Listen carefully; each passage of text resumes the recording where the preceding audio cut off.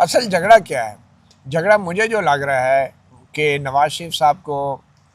شاید، یہ میرا اندازہ ہے، ٹھیک ہے، رائے ہے میری، نواز شریف صاحب کو اس بات کا اندازہ ہے کہ ہم نے چیف آف ڈیفنس فورسز کا عہدہ اور آرمی چیف کا عہدہ ایک ہی شخص میں اس کا ارتکاز کر دیا ہے، ٹھیک ہے۔ تو یہ جو ایک اور عہدہ ہے جس کی طرف ہماری توجہ نہیں جاتی، جو کہ آئینی ترمیم میں 243 میں امینڈمنٹ کی گئی ہے، اور وہ ہے chief of strategic forces, commander جو ہے، کمانڈر اسٹریٹجک فورسز،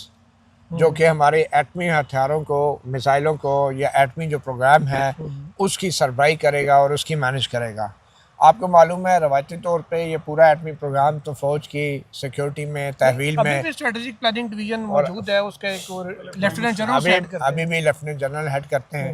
مگر اب کی بار اس کی خاص بات یہ ہے کہ پہلے جو لیفٹیننٹ جنرل یہ ہیڈ کر رہے تھے اس میں ایئر فورس اور نیوی کا کمپوننٹ جو تھا وہ اس طریقے سے انٹیگریٹڈ نہیں تھا کہ جس طرح اب ایک اسٹریٹجک ٹاسک فورس بنا کے، کمانڈ پوسٹ بنا کے، ایئر فورس اور نیوی کے جو کمپوننٹ ہے ہمارے نیوکلیر ویپنز کے، جو سی بیسڈ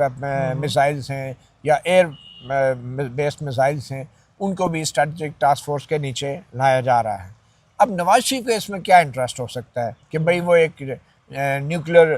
کمانڈ جو ہے اس کے اندر جو ہے وہ کوئی اپنا بندہ لگانا چاہے؟ دیکھیں، پالیٹیشنز جو ہیں پاکستان میں روایتی طور پہ ہمارے جو سویلین پرائم منسٹر رہے ہیں ان کی اہمیت دو وجوہات کی وجہ سے امریکہ اور دیگر ممالک کے سامنے نہیں تھی، اور وہ ایک وجہ اس میں یہ تھی کہ ہماری فوج جو ہے وہ اس کا مکمل ہماری سیاست پہ کنٹرول تھا، اور دوسری وجہ یہ تھی کہ بینظیر بھٹو نے 88 میں انکشاف کیا تھا کہ مجھے تو یہ ایٹمی پروگرام کے قریب بھی نہیں جانے دیتے، مجھے تو یہ بریفنگ نہیں دیتے، مجھے تو یہ نیشنل سیکیورٹی رسک سمجھتے ہیں۔ تو امریکہ اور یورپ کو یہ معلوم تھا کہ پاکستان میں جو ایٹمی ہتھیار ہیں یا ایٹمی اثاثے ہیں وہ فوج کے کنٹرول میں ہیں، ٹھیک ہے۔ اب مجھے لگتا ہے کہ نواز شریف نے کہا کہ جہاں ہم نے آپ کو ایئر فورس اور نیوی دے دی ہے، کم از کم ایک تو کوئی ایسی پوسٹ ہمارے ہاتھ میں ہو کہ جس سے ہم دنیا کے سامنے اپنی اہمیت کو بھی اجاگر کر سکیں کہ ہم بھی ہیں